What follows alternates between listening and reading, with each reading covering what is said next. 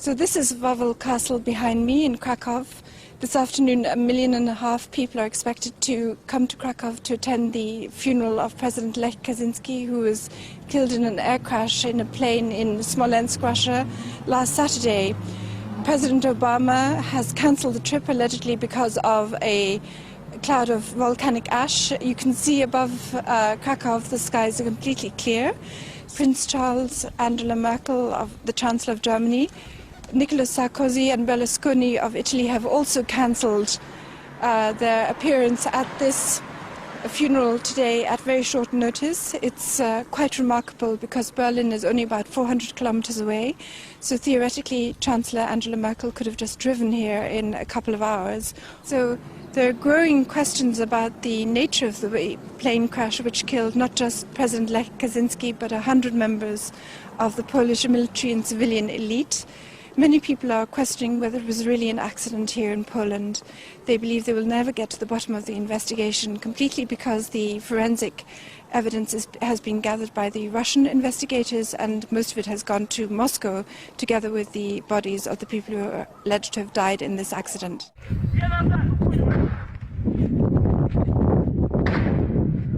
So gunshots can be heard in a video that was shot immediately after the plane allegedly crashed in this piece of wood in Smolensk. 4 gunshots can be heard from a small caliber pistol. It has been speculated that members of a military group, went among the survivors and were actually shooting them to make sure there were no witnesses to a crash. This videotape is now being examined by the Polish state prosecutor. Another issue that has raised a lot of questions is the fact that the black boxes have been recovered and they show that the Tupolev plane was functioning perfectly. There was no technical problem with the plane, which had undergone overhaul in December 2009. It has emerged that this Tupolev plane had a special system to ensure that pilots were warned if they ever approached a dangerous obstacle or came too close to the ground, the terrain awareness warning system. So the Polish pilot must have known that he was approaching trees. So according to the official account, the plane plunged into woods about 1 kilometer short of the runway, 40 to 50 meters to the left of the runway. According to the official account, the plane hit a tree, the left wing broke off, the train veered to the left and crashed about 1 kilometer from the runway. Pieces of wreckage have been found there in an area covering 500 meters, but no bodies have been found and no personal belongings of the people who are alleged to have died in this crash can be seen on any of the video footage that was shot immediately after the crash took place. The Russian security services then intervened to stop journalists reaching the crash site.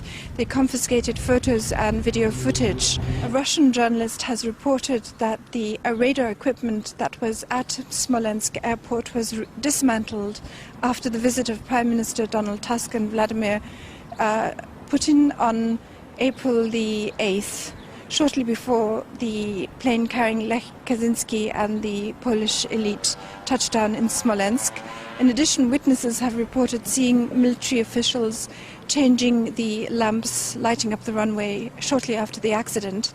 This has fueled speculation that the lamps were so placed as to mislead the pilot as to the real location of the runway and to lure him into the woods. The media initially blamed President Lech Kaczynski, claiming that he interfered with the pilot and caused him to crash the plane. However, voice recordings recovered from the cockpit show that nobody interfered with the pilot and caused the crash by pressuring the pilot to land. So in addition, the media has claimed that the pilot of the Polish plane couldn't speak adequate Russian, basing this on the statements of the Russian air traffic controller. But colleagues of the Polish pilot say he was fluent in Russian. Polski samolot rozbił się w czasie 4. podejścia do lądowania. At the very beginning we were told by the media that the Polish plane had tried to land 4 times in Smolensk because of dense fog, but in the meantime it has materialized that the plane only attempted to land 1 time and that it crashed on that attempt.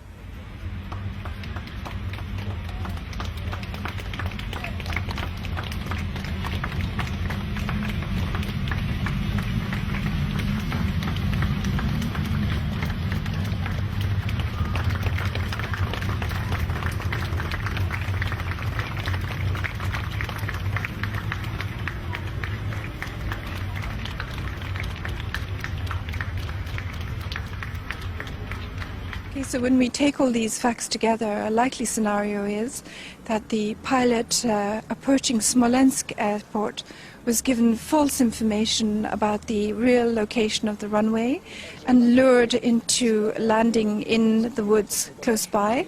An explosion could have torn away the left wing of the plane as the pilot was descending to land. When the plane crashed in that part of the woods, a small group of individuals could have gone through, killing the crew on board.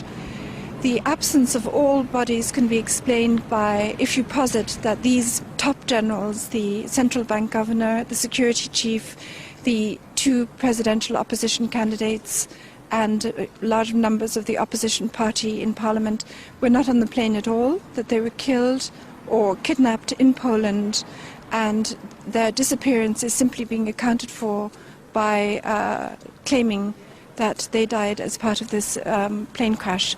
These are the questions that many Polish people are now discussing on internet forums, on blogs, and also here on the street in Poland. Pierwsza myśl to też była moja taka, My chcemy powołania międzynarodowej komisji lotniczej, międzynarodowej lotniczej komisji, żeby nie wyszło tak jak wyszło w Katyniu, prawda? Że to zrobili Niemcy. Przepraszam bardzo, to nie zrobili Niemcy, prawda? Nie chcę, żeby nasze wnuki czekały następne 70 lat. The timing of the plane crash is extraordinary. It happened 70 years to the anniversary of the first Katyn massacre, when 22,000 Polish officers and academics and political leaders were killed by the Soviet security forces with the consent of Nazi Germany. Once more, Poland finds itself leaderless. People here in Krakow are in a state of shock. And many people are wondering who was behind this extraordinary event. Some people have suggested it wasn't an accident. I am not able to believe in this. Yes. I can't believe in this. Yes. I had a lot of crazy ideas too, and everyone else was saying different things. Because there was no official response, and there still isn't really any official evidence on what went on. So there were a lot of different things I was hearing. Bear in mind that Poland is the only country in Europe to have refused the swine flu vaccine due to the courageous action of the Polish health minister Ewa Kopacz. And Poland was the only country which had a central bank governor that postponed or was unwilling to allow the zloty currency to strengthen in respect to the euro exchange rate.